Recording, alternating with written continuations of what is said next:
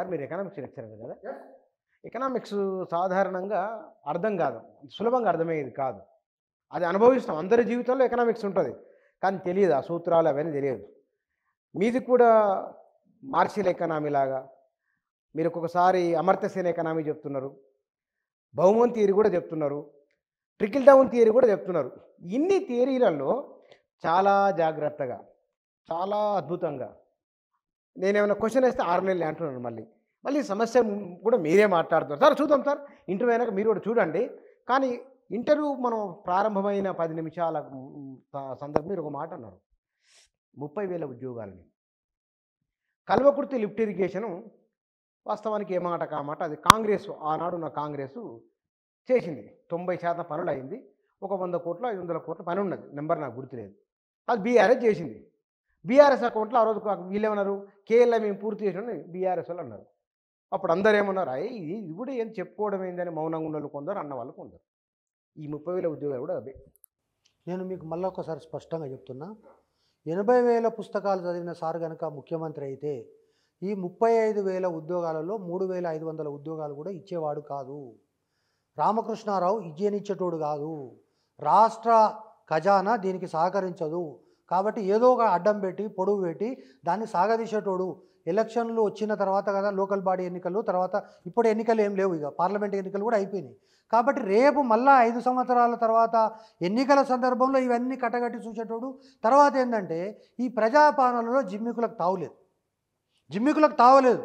ముఖ్యమంత్రి బరాబర్ చెప్పేసిండు, నేను ఉద్యోగాలు ఇవ్వమని మీరే అడుగుతున్నారు, పోస్ట్పోన్ చేయమంటే మీరే అడుగుతున్నారు, ఇటువంటివి కుదరే అంటున్నారు. చాలా క్లియర్. కానీ ఇక్కడ ఉన్నటువంటిది గతంలో జరిగినటువంటిది గ్రూప్ 2 వేసుడు, కోర్టు కేసేసి వెనుక గుంజుడు, గ్రూప్ 1 వెట్టుడు వెనుకకు తీసుకునుడు, ఎంసెట్ 1 వెట్టుడు తీసేసుడు, ఎంసెట్ 2 వెట్టుడు తీసేసుడు.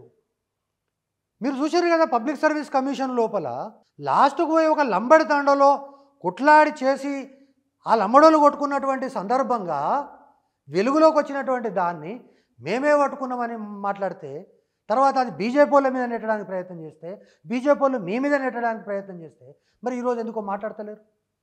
నిన్న బాబాంబర్ది ఢిల్లీకి పోయిండ్రు, మొత్తము చరిత్ర అంతా చెప్పిర్రు, కాంగ్రెస్ పార్టీ గురించి, తర్వాత బైబిల్ గురించి, ఖురాన్ గురించి, లేదంటే నేను చెప్పేది రాజ్యాంగం గురించి. మరి రాజ్యాంగాన్ని మీరే కదా గత 10 సంవత్సరాలుగా ఎంత అద్భుతంగా అమలుపరిచిండ్రు ఈ తెలంగాణ రాష్ట్రంలో.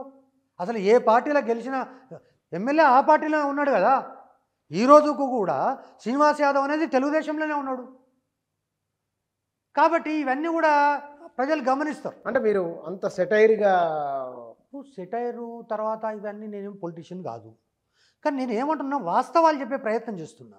నేనేమంటున్నా ఈరోజు చెప్పడానికి నీతులు ఉన్నాయి అనేటటువంటి పద్ధతిలో వివరించడం కాదు. ఇది కూడా నిజంగా కూడా చిన్న మా 80,000 పుస్తకాలు చదివిన సార్ ఒక మాట చాలా ఫ్రీక్వెంట్గా మాట్లాడతాడు. పొట్టోన్ని పొడుగోడు కొడితే పొడుగోన్ని పోషమ్మ కొట్టింది అంటాడు. ఇప్పుడు అదే కదా జరుగుతుంది. నేనేమంటున్నా, మీరు నమ్ముతారో నమ్మరో, ఫోన్ ట్యాపింగ్లో మధుసూదన్ రెడ్డి ఉన్నాడంటే మీరు నమ్ముతారా? ఫోన్ ట్యాపింగ్ బాధితుల్లో మధుసూదన్ రెడ్డి నెంబర్ 1.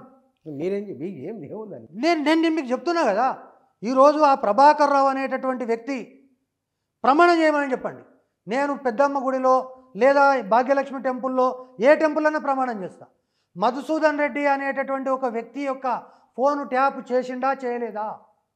ప్రభాకర్ రావు చేసిండు, చేసే కదా ఆ 80,000 పుస్తకాలు చదివిన సార్కు నాకు మధ్యన విడంబెంచి నన్ను తీసుకుపోయి ఏసీబీలో పెట్టి 63 రోజులు జైల్లో పెట్టి ఇవన్నీ జరిగినాయి కదా. మరి ఇప్పుడు దాని మీద ఎందుకో మాట్లాడతలేరు? రాజ్యాంగంలో అది కూడా ఉంది. కాబట్టి నేను ఏమంటున్నా అంటే, పదవి పోగానే అందరూ పతితులు అవుతారా? కాబట్టి నీ చరిత్ర ఏంది, రేపు వస్తే నీ చరిత్ర ఏంది. కాబట్టి నేను మీకు మళ్ళొకసారి చెప్తున్నా, టీఆర్ఎస్ అనేది బీఆర్ఎస్ అనేది ముగిసిన అధ్యాయం. ఒకవేళ టీఆర్ఎస్ అయితే చెప్పలేను, కానీ బీఆర్ఎస్ మాత్రం ముగిసిన అధ్యాయం. సిద్ధాంతకర్తనే చెప్పాడు నిన్న కరీంనగర్లో, బీఆర్ఎస్ చేసుకునే నేను కొంప మునిగిపోయినా ఇక మళ్ళీ బీఆర్ఎస్ ముఖం పెట్టుకొని మీ దగ్గర రాము, వస్తే గిస్తే టీఆర్ఎస్ ముఖం పెట్టుకొని వస్తామని అన్నాడు. కాబట్టి ఇక్కడ నేను ఏమంటున్నా అంటే, ఉట్టికెక్కలు ఉన్నాడు స్వర్గాన్ని దేశ్కి నేత జిందాబాద్, ప్రైమ్ మినిస్టర్ అవుతాడు. చాలామంది ఈ దేశంలో ఏందన్నట్టు ఇది. కాబట్టి నేనేమంటున్నానంటే ఈరోజు కూడా గత 10 సంవత్సరాల పరిపాలనకు ఈ పరిపాలనకు పోలిక లేదు. చాలా ఉన్నతమైనటువంటి పరిపాలన, ప్రజాస్వామ్యబద్ధమైన పరిపాలన. ఎవడో ఒకడు నడిపితే పరిపాలన కాదు, 80,000 పుస్తకాలు చదివినోడు నడిపితే పరిపాలన కాదు. ఇది రాష్ట్రములో ఉన్నటువంటి ప్రజాప్రతినిధులందరూ కలిసి నడుపుతున్నటువంటి ప్రజాప్రభుత్వము. అయినప్పటికీ కూడా గత ప్రభుత్వంలో ఏవైతే తప్పులు జరిగినాయో ఈ ప్రభుత్వంలో కూడా ఈ 6 నెలల పాలనలో కింద స్థాయిలో ప్రజలు ఏవైతే ఈ ప్రభుత్వంలో ఉండేటటువంటి లోటుపాట్ల గురించి చర్చ చేస్తున్నారో వాటిని ప్రస్తావించేటటువంటి ఒక విశ్లేషణగా దీన్ని చూస్తున్న తప్ప ఇది నేను విమర్శ కాదు, ప్రతి విమర్శ కాదు.